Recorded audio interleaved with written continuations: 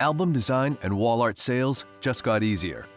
This year, Fundy Designer brought you the fastest and most professional album design software in the world. Now, it brings you the easiest to use sales software, whether presenting in person or from across the world using Skype or Google+. Easily guide your clients through their slideshow, image selects, album design, and wall art layouts. Design on professional stock rooms, a room from your client's home, or project a size to help them visualize their story hanging on the walls. Create client orders with album upgrades, wall art, and prints in just a few clicks. Working from home, your studio, or across the world, it's never been so simple to boost your studio sales. Client sales with confidence.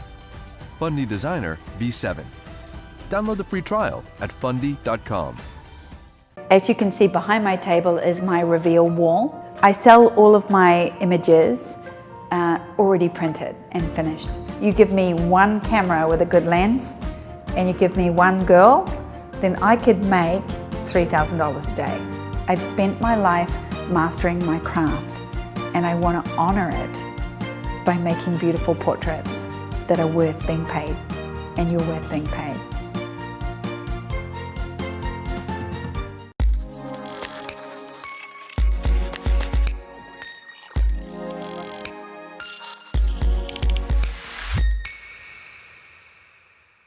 Hi, I'm Angela Kirkian, and this is PhotoVision. Today we get to speak with Ann Geddes, one of the most well-known and respected photographers of our time. Ann, thanks so much for being here with us. It's a pleasure. Today I'm really excited to chat with you about print, the movement. Printing is something that is just vital in our industry. Yes, yeah. And we're definitely seeing a resurgence and an energy for it. So I'd love to just chat with you a little bit about what that means for our customers, our clients, our own personal artwork, and for society in general. Well, look, I've been printing my work for years and years and years, and both black and white and colour. And these days I've got a beautiful big Epson printer. Not that I'm promoting Epson, but I guess I am, because that printer is just fantastic. So, look, let me speak to any photographers out there who are thinking, well, why should I do that? You know, if I do a portrait sitting and just hand them over in digital form to the customer, well, to me, that's not giving your work a sense of importance. And as far as I'm concerned, it's just so thrilling to see the final print come out of the printer and to actually be able to hold it in your hands and pin it up on a board and step back and think that, yes, it all came together well. You know, it's a sense of, it's giving the actual image dignity and a sense of completion, but also, you know, I think it's so important, particularly for portrait clients, to have a work of art to put on their wall. You know, after all, that's why they've come to you to create a work of art. Now, what's the point in just having it sit on an iPhone or, you know, on a tablet or something like that? You know, you're not doing yourself justice at all. I love that statement, that it gives that piece of work dignity, because I do believe as a photographer, you create a body of work, and then kind of what you were saying yesterday about the book, you may have to submit 1,200 images for them to pick out 240. That was scary. But you're choosing one. You're choosing one that says, this is my story. This says what I want it to say. And by making it large or by printing it, you're giving it validity. You're saying, yes, you are. You know, in my creative space in New York, and everywhere that I've ever had studios or creative spaces, I always have a corkboard running the length of the wall, and you know, after I've completed every series of images, or whether it's one image or whatever, I always like to have a print come out of this printer and actually pin it up there and be able to look at it and think, you know, that makes it real, you know. And we're artists, and art needs to be displayed. And as far as, you know, just flicking through phones or you know, laptops or something like that, it's just not the same at all. And I think we've got to.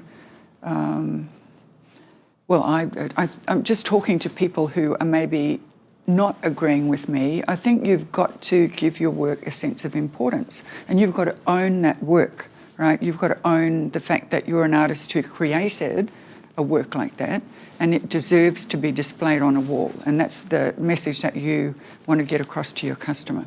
You know, we spoke yesterday about being a professional and being a photographer, and you know, that idea that everyone's a photographer. And I love that you disputed that concept yesterday. Oh, sure.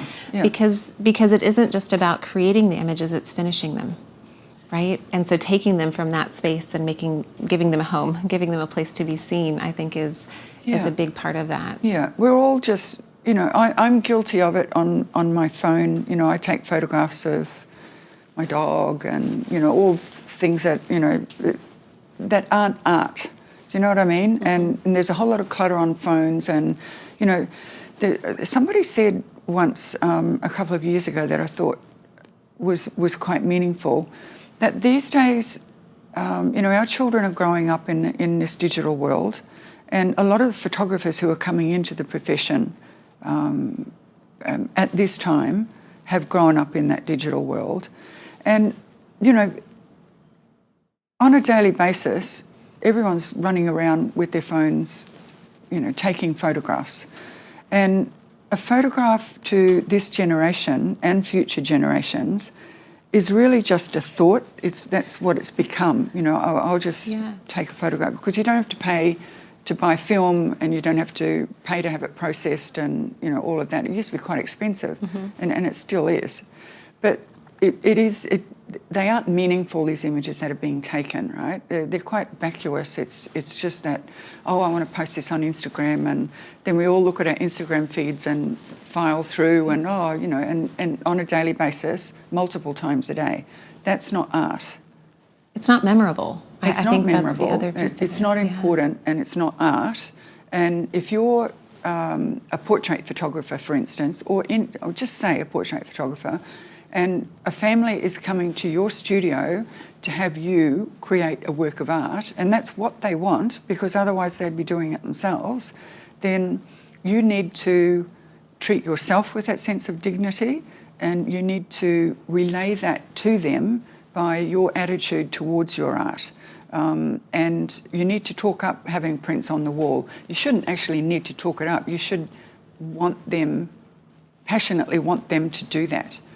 Because I couldn't imagine creating some of my imagery and not having access to a printer to think about what sort of paper would I print this on, because there's so many beautiful papers out there now. They're just amazing, right? And you know, what would do that justice to take my art form to the next stage and have it displayed there. And there's one thing I'd like to say about portrait photography these days, and it kind of links to this, right? You know, and we talked about this yesterday. Everyone can take photographs, but not everyone's a photographer. And our duty as a photographer is to rise above that level of vacuous imagery and create a timeless piece that someone will hang on their wall for the next 30, 40, 50 years, and it really does need to be timeless. So it shouldn't date, right? And a lot of the work that's happening today, I feel, you know, with the newborn photography and that sort of thing, it's going to date.